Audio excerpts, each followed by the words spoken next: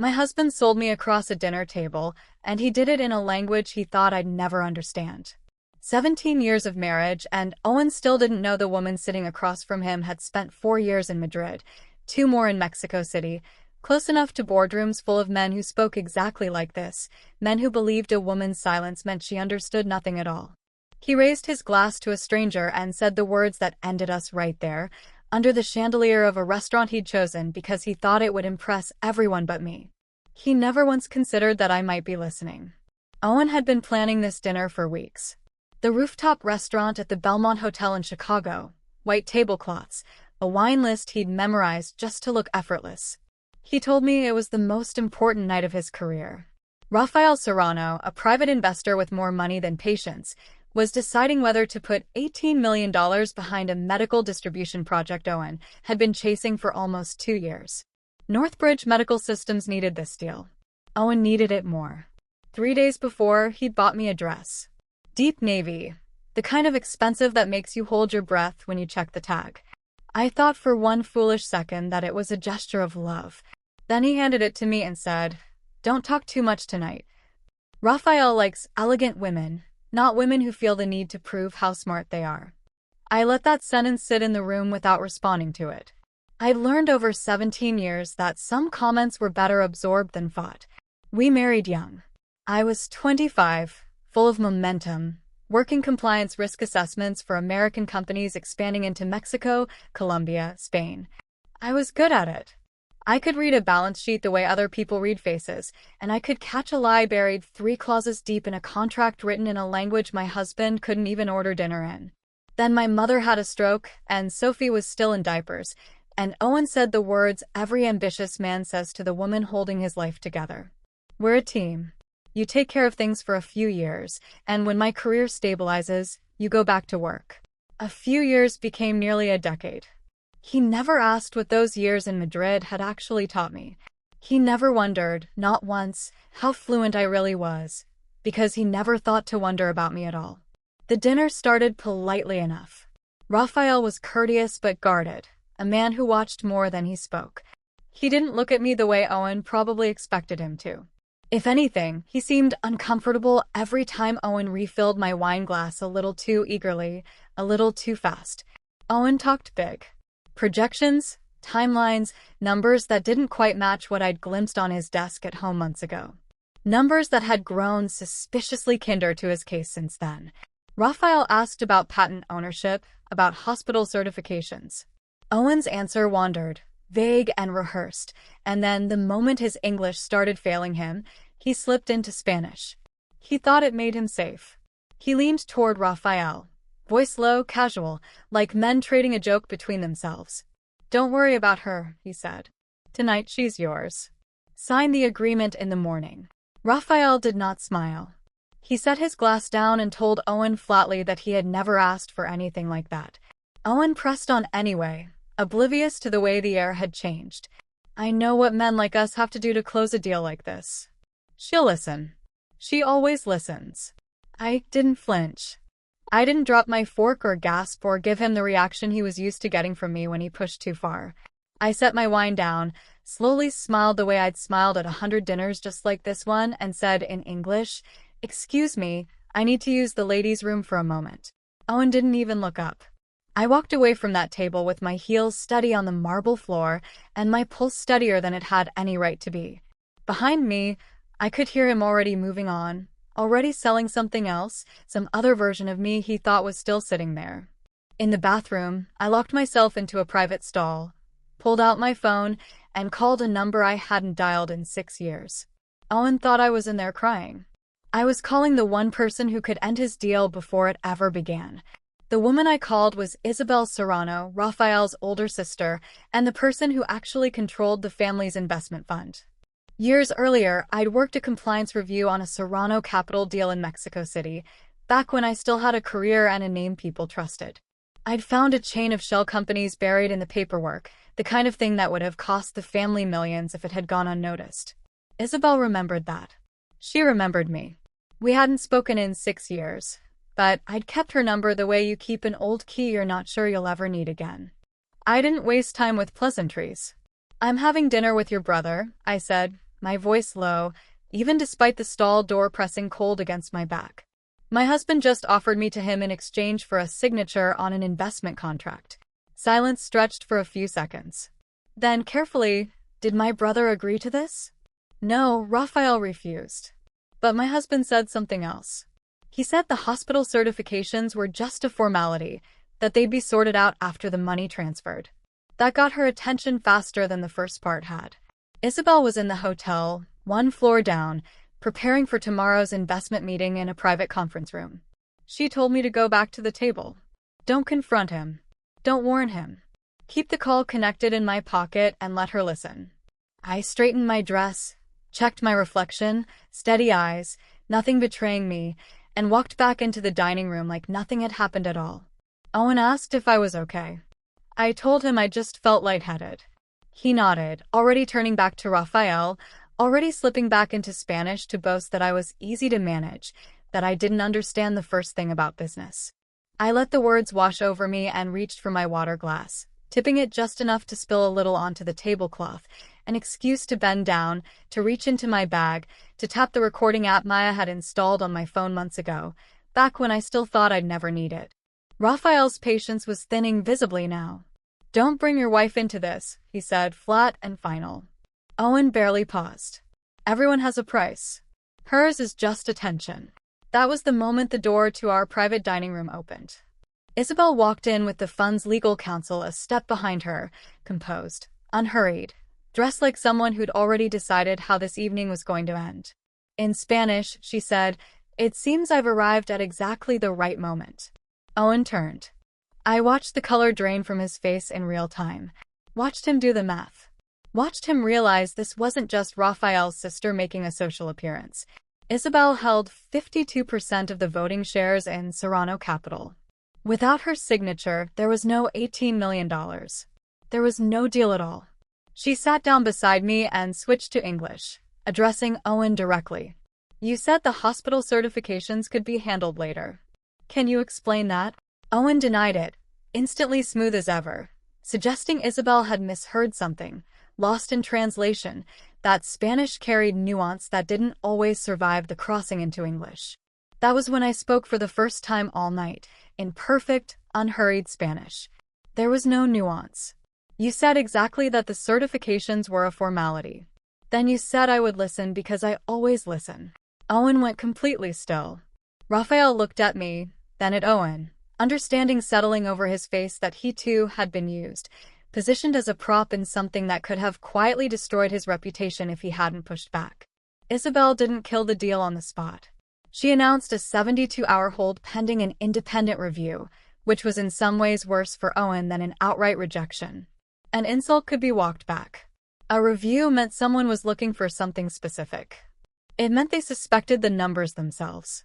The drive home was silent, except for Owen's fury simmering just beneath a thin, controlled surface. He accused me of humiliating him in front of the most important investor of his career. What humiliated you? I asked, watching the streetlights slide across the windshield. The fact that I understand Spanish, or what you actually said. He didn't answer that. Instead, he pivoted the way he always did, toward fear dressed up as reason. If the deal collapsed, we could lose the house. Sophie might not have money for college. Everything he had, he reminded me, came from him. I should call Isabel in the morning and smooth it over, tell her it was a misunderstanding, nothing more.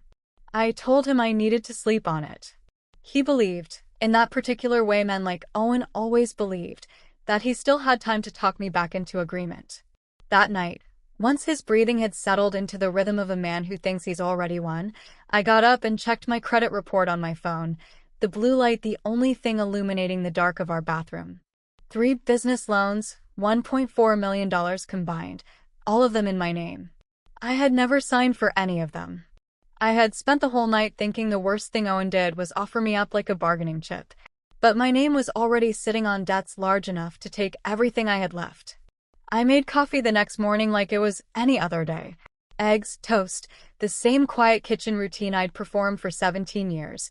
Because the most dangerous thing I could do right now was let Owen see the woman who'd spent half the night staring at a credit report with her hand pressed over her mouth. He watched me across the counter, searching for cracks. I gave him none. "I'll call Isabel," I said, stirring my coffee slowly. "But first I need to understand exactly what I'm supposed to say." Relief moved through him so visibly it was almost embarrassing. He launched into his explanation, already rehearsed, already smoothed at the edges. The comment at dinner was just business culture, a joke that landed wrong. Raphael's fault as much as the wine's. I apologized for overreacting.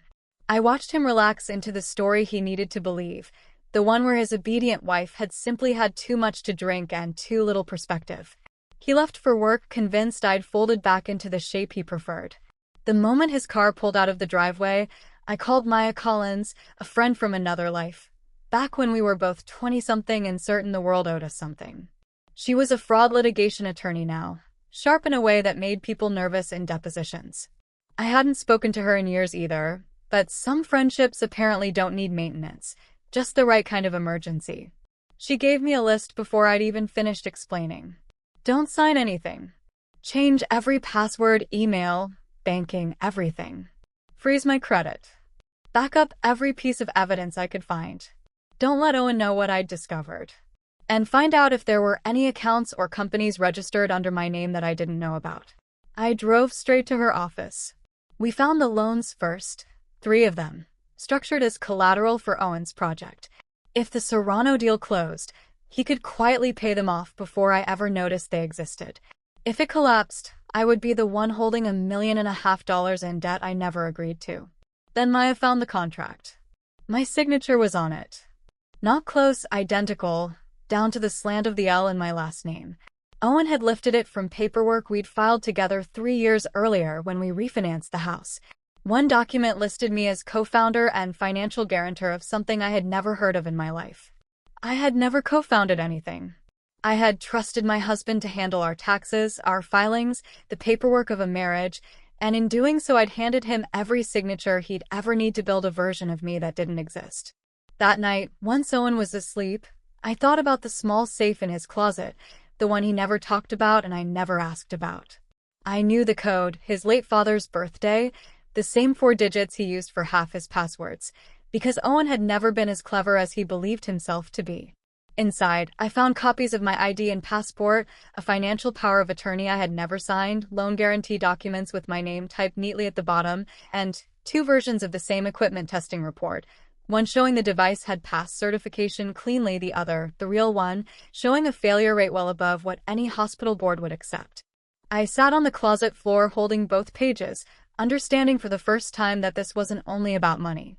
If that device reached hospitals, it wouldn't just be my name at risk. It would be patients.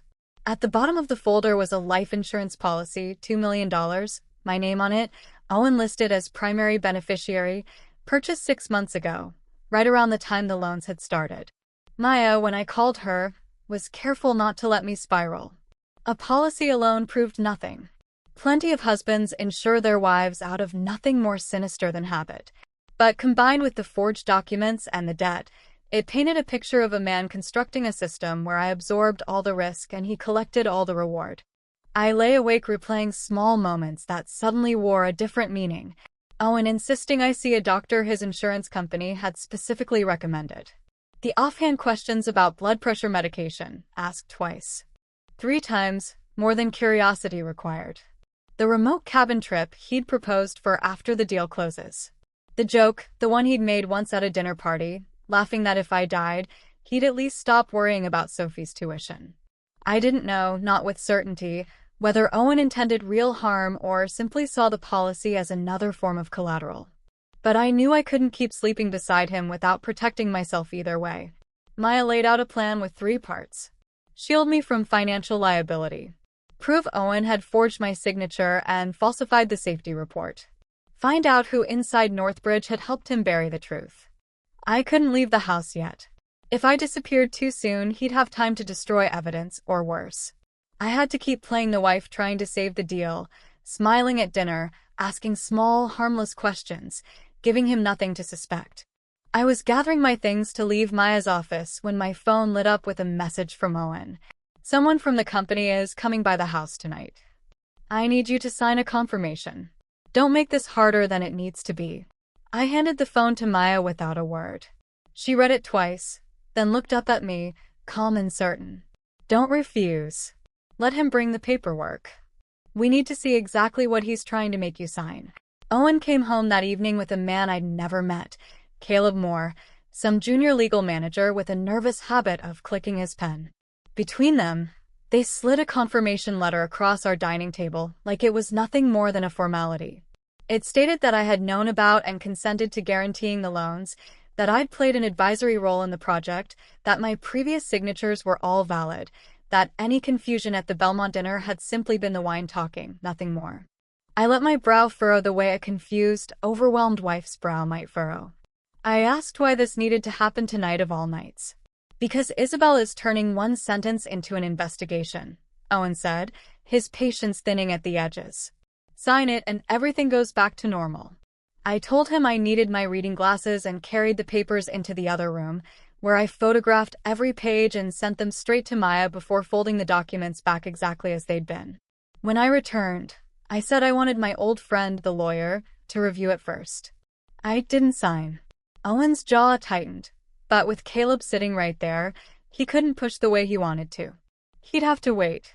Buried in the paperwork was a name I recognized. Nina Patel, the project's former financial director.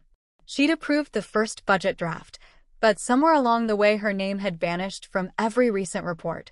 I remembered Owen once mentioning, almost dismissively, that Nina couldn't handle the pressure and had quit without notice. Maya hired a licensed investigator to track her down. Nina refused to talk at first. She'd signed an NDA, taken a severance payout, built a wall around whatever she knew. I sent her one line myself. Owen used my name to guarantee numbers you refused to sign off on. She agreed to meet within the hour. What she told us reframed everything. The device had failed an independent inspection. Owen had asked her to adjust the failure rate. When she refused, he threatened to expose a minor accounting error from her own file, nothing criminal, but enough to end a career if he wanted it to. Caleb had been drafting an NDA to keep her quiet permanently, and Owen had told her more than once that Serrano's investment would wash away every problem once it landed. Some of that money, she said, had already moved through a consulting firm called Foster Advisory Group. I had never heard of it. A quick search told me everything I needed to know. It was registered under my name. The address on file was a P.O. box Owen had rented months ago. He wasn't just forging my signature, he was using my identity as a wall between himself and money that shouldn't exist. Before she left the company, Nina had quietly copied everything. Emails where Owen demanded the report be altered. The original spreadsheet with the real numbers. Meeting notes where Owen said plainly, once the money's in the account, nobody cares about the first version. Why are records showing transfers to the company registered under my name? She was afraid of lawsuits, of losing her license, of becoming the story instead of the witness. I didn't pressure her. I don't need you to save me, I told her. I just need you to stop letting his silence protect him from doing this to someone else. She agreed to hand everything over to Maya on the condition that she'd be legally protected. When I got home, Owen was waiting, asking where I'd been. I told him I'd visited an old friend. He checked my phone's location history, but I'd left my old device at a coffee shop near the house hours earlier, deliberately, the way you leave a decoy behind. He had no proof of anything, only a growing unease he couldn't quite name, and it made him watch me more closely than he ever had before. That night he asked, almost too casually, "You're still on my side, right?"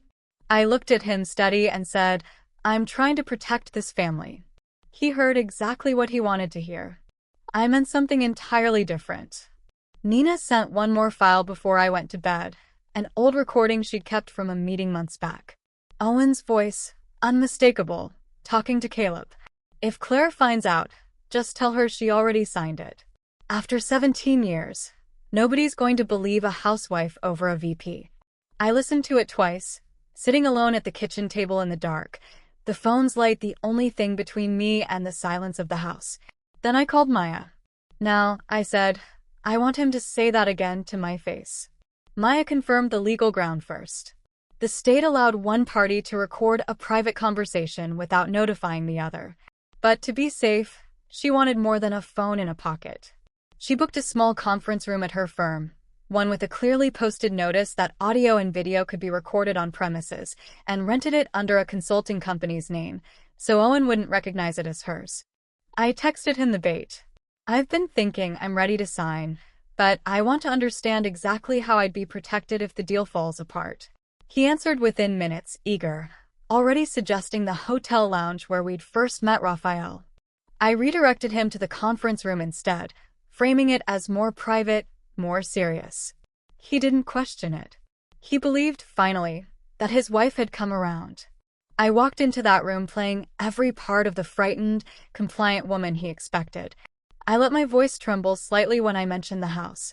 I brought up Sophie's tuition, our reputation, the terrifying thought of starting over at 42 with nothing. Owen softened instantly, falling into the tone he always used when he thought he had the upper hand, patient, condescending, almost gentle. "You don't understand business," he said. "You just need to trust me." I asked why my name was on the loans. "Banks trust a family business more," he explained. "Using my name was just a formality. And my signature? I signed for you. You always sign what I hand you anyway." I let that sit in the air a moment before pressing further. "So, if something goes wrong, I'm the one responsible?" He smiled, actually smiled, and said, "Only if the deal fails. And it won't fail as long as you do your part." I asked what exactly my part was. That was when he admitted it, casual as ordering coffee. He'd thought Raphael might be drawn to me, thought it would make him look generous, willing to go further than any other partner Raphael might consider. He tried to soften it even as he said it. I didn't actually mean for anything to happen. I just needed Raphael to believe I'd do whatever it took. "Including offering your wife to him?" His patience cracked. "Don't turn this into some moral thing. This is $18 million. That sentence alone would end up meaning more than almost anything else he said that day, the plainest confession of what I'd always suspected but never had proof of, that to Owen, I had always been worth less than the number on a contract. I kept going, telling him Isabel wouldn't reinstate the deal without a clean certification report. He didn't even hesitate. That report only needs to exist long enough for the money to transfer. After that, we switch component suppliers and fix everything quietly. And the hospitals that already ordered the device? Nobody's in danger. It's just how the numbers get presented. I let him keep talking. He admitted Nina had been pushed out for not knowing how to be flexible. Every sentence out of his mouth was another nail, and he didn't even notice he was building his own coffin. At the end, I slid the unsigned confirmation letter across the table and asked if he'd be willing to write in his own hand that I had previously given him permission to sign documents on my behalf. He laughed at the suggestion, said he wasn't stupid enough to put something like that in writing. "That's fine," I said. "You just said enough." Something in my tone finally reached him. He looked around the room properly for the first time, noticed the small recording notice posted near the door, and I watched the blood drain from his face exactly the way it had at that first dinner. Only this time there was no Raphael to soften the blow. He stood, demanded my phone. I didn't move. Maya walked in with a security officer a step behind her. She informed Owen calmly that he wasn't permitted to approach me or my documents, and that the bank had already been notified of suspected forgery. He pivoted to threats, told me I was about to destroy Sophie's future. "No," I said. "You already put her future on falsified debt. I'm just stopping you from finishing the job." He walked toward the door, and just before leaving, turned back. "Nobody at that company is going to believe you." Maya looked at me once he was gone. "He still thinks this is just his word against yours. Then let's give him a room full of people who are done staying quiet." The next morning Isabel called. The $18 million signing ceremony was still scheduled, but it wouldn't be a signing anymore. It would be a board hearing, and Owen had no idea it was coming. Owen believed he'd won. The meeting notice landed in his inbox, and he read it exactly the way I knew he would, as proof that Isabel had backed down, that Claire had gotten scared, that the world was once again bending toward him. He put on his best suit that morning, rehearsed a speech in the bathroom mirror, and texted me before he left. "After today, I'll decide if this marriage is even worth saving." I didn't answer. The ceremony was held at Northbridge headquarters, in a boardroom with a view expensive enough to distract from anything uncomfortable happening beneath it. Richard Hale, chairman of the board, sat at the head of the table. Rafael and Isabel Serrano arrived together, along with board members, legal counsel, and a representative from the bank. Owen came in with Caleb trailing behind him like a shadow that hadn't yet realized it was about to be cut loose. Maya and I waited in an adjoining room with Nina. We weren't announced yet. Owen opened the meeting the way he opened everything: growth projections, vision statements, talk of trust and responsibility to patients, calling the project the future of ethical healthcare with a straight face that almost impressed me even now. When he finished, Richard asked legal to confirm the paperwork was in order. Before anyone could answer, Isabel spoke. She wanted clarity on the ownership of Foster Advisory Group before any signature touched paper. Owen said it was his wife's consulting company. Richard asked if I was involved in management. Owen, without missing a beat, said I was fully aware and had consented to everything. That was my cue. I walked in. I didn't accuse him right away. I simply said, I have never operated Foster Advisory Group. I have never received $1 from that company, and I have never signed a single guarantee tied to it. Owen recovered fast, telling the room I was upset over marital issues, that this was personal, not professional. Maya stepped forward with the folder she'd been building for weeks. A forensic signature analysis, registration records tied to an email account Owen controlled, upload logs showing the documents had been created from his own office computer, my credit report, the wire transfers. Page after page, laid out with the calm precision of someone who had done this before and would do it again. Owen turned on Caleb, said he'd only been following instructions. Caleb, pale and sweating, insisted he hadn't known the signatures were forged. Then Nina walked in. She confirmed everything: the pressure to falsify the certification report, the threats, the wire transfers into the company bearing my name. Owen called her a disgruntled former employee. She said nothing in response. She simply pressed play on the recording she'd kept, and Owen's own voice filled the room, telling Caleb that nobody would believe a housewife over a vice president. The silence that followed had weight to it. Richard Hale looked directly at Owen. Is the housewife you're referring to the same woman currently standing in this room? Owen didn't answer. He couldn't. Then Maya played the recording from the conference room, every admission laid bare in his own voice. That he signed for me because I always signed what he handed me, that the debt was only dangerous if the deal failed, that the certification report only needed to survive long enough for the wire transfer to clear, that the dinner with Rafael had been nothing more than proof he'd do anything for $18 million. Rafael stood. He told the board plainly that he had never asked for or accepted anything involving Claire as part of any arrangement. Isabel followed, announcing that Serrano Capital was withdrawing from the deal entirely and forwarding every document to the appropriate regulators. Owen's composure finally broke. He stopped denying and started pleading that I'd misunderstood, that everything he'd done was for this family, that the company would collapse without the deal, that hundreds of employees could lose their jobs, that I was letting emotion destroy everything he'd built. You didn't build this for the family, I told him. You used the family as collateral. Richard ordered Owen's phone and building access revoked on the spot, security escorting him from the room. Caleb was suspended before the door had even closed behind them. On his way out, Owen turned back one last time. After everything I gave you, this is how you repay me? You didn't give me a life, I said. You built a cage and called it protection. He tried to step toward me. Security blocked him before he got close. I didn't flinch, didn't cry. I watched the man I had once loved get walked out of a room he believed would be his greatest triumph. When the door finally shut, Maya leaned toward me, her voice low. This isn't over yet. He still owns half the house. He still has access to accounts. I looked down at the divorce filing already sitting in my bag, papers I'd prepared days ago, waiting for exactly this moment. Not for much longer, I said. In the weeks that followed, the consequences moved faster than I expected. Owen was terminated from Northbridge for fraud, forged records, and breach of fiduciary duty. The company self-reported to the medical device regulators. The banks froze every loan tied to his name and mine. A forensic handwriting review cleared me of liability once the forged signatures were confirmed. Foster Advisory Group was dissolved. Prosecutors opened a formal investigation. Caleb cooperated in exchange for a reduced charge.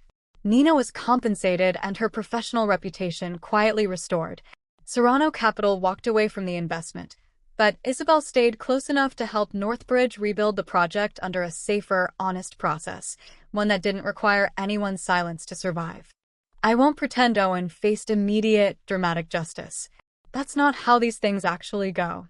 He was facing multiple charges, and the legal process was still grinding forward, slow and unglamorous, the way real consequences usually are.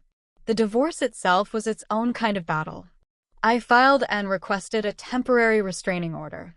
No access to the house, no moving assets, no contact with Sophie outside of a lawyer's presence, no chance to quietly delete anything electronic before discovery could reach it. Owen tried, predictably, to turn our daughter against me. He told her I'd destroyed the family. I didn't retaliate by handing her every ugly detail. I gave her only what a 16-year-old needed to carry. Your father made some very dangerous decisions, I told her, sitting across from her at our kitchen table, my hands wrapped around a coffee mug I wasn't drinking from. I'm not asking you to pick a side. I'm asking you to understand that staying quiet doesn't always hold a family together. She was angry at first, confused, caught between two versions of the same story.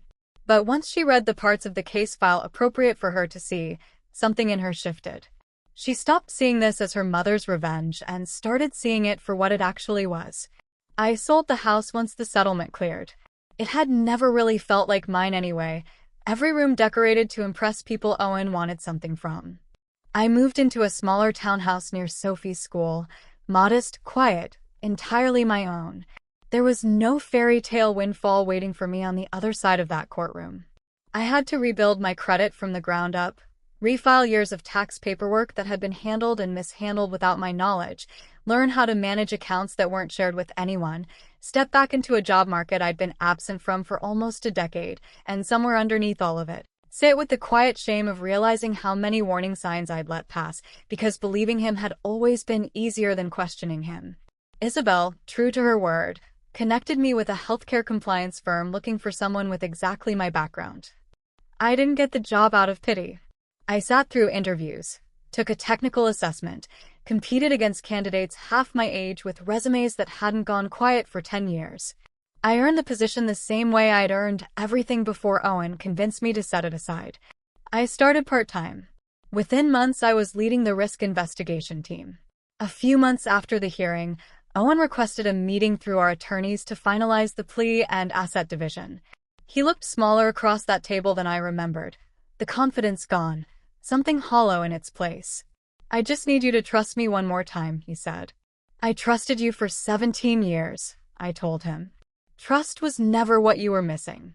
He asked quietly if I'd ever actually loved him. I loved the man I thought you were, I said. I won't keep sacrificing for the one you chose to become. I signed the papers. I stood up. I walked out without looking back.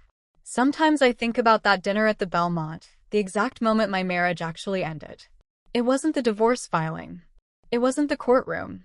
It was a restaurant table, chandeliers overhead, my husband speaking a language he assumed I didn't understand. But the moment that mattered most wasn't his sentence at all. It was mine, the choice not to react the way he expected. I didn't beg. I didn't make a scene. I didn't warn him. I listened. And for the first time in longer than I could admit, I trusted what I heard with my own ears more than I trusted his explanation for it. They say a marriage ends the day the papers are signed. That wasn't true for me. Mine ended at a dinner table, in a language my husband thought I couldn't hear. But my life didn't end there. It started again. Because the moment a man decides your dignity is a fair price for his ambition, you stop owing him the job of protecting his dreams. You start protecting yourself. What would you have done if you heard your husband say those words? Would you have confronted him right at the table, or waited, the way I did, until you had enough proof to make it undeniable? Tell me in the comments and let me know where you're watching from tonight. If Claire's story gave you something to sit with, subscribe so you don't miss the next one. We have so many more stories like this one waiting for you. Months passed. Autumn came, and with it the ordinary rhythms of our life. Chloe home for a long weekend, the leaves turning along our street, my back finally fully healed, the brace long since packed away in the closet. Then one Tuesday evening in October, my phone rang, and it was Linda. I almost didn't answer, out of old habit more than anything. But I did, and her voice, when it came, was different than I expected, smaller, almost tentative, nothing like the commanding tone I'd known for 2 decades. "Melissa," she said, "I was wondering, would next Saturday be a good time to visit, just for the afternoon? I'd call ahead, of course, and bring something for lunch, if that's all right with you." I smiled, standing alone in my kitchen, the late afternoon light coming gold through the window over the sink. It wasn't an apology. Linda Roberts, I suspected, would never quite manage the words themselves. But it was something I'd waited 22 years to hear, a woman who had once treated my home as a birthright now asking gently, humbly, if she might be allowed to knock. "Saturday would be lovely, Linda," I said. "I'll see you then." If you've ever felt invisible in your own home, if you've ever given so much of yourself that people forgot to ask whether you had anything left to give, I hope this story reminded you that it's never too late to be seen. I'd love to know where this story found you tonight. Drop a comment below and let me know what city you're watching from. I read every single one. We have new stories like this waiting for you every day. So subscribe now so you never miss a moment like this one. Let's keep this journey going together.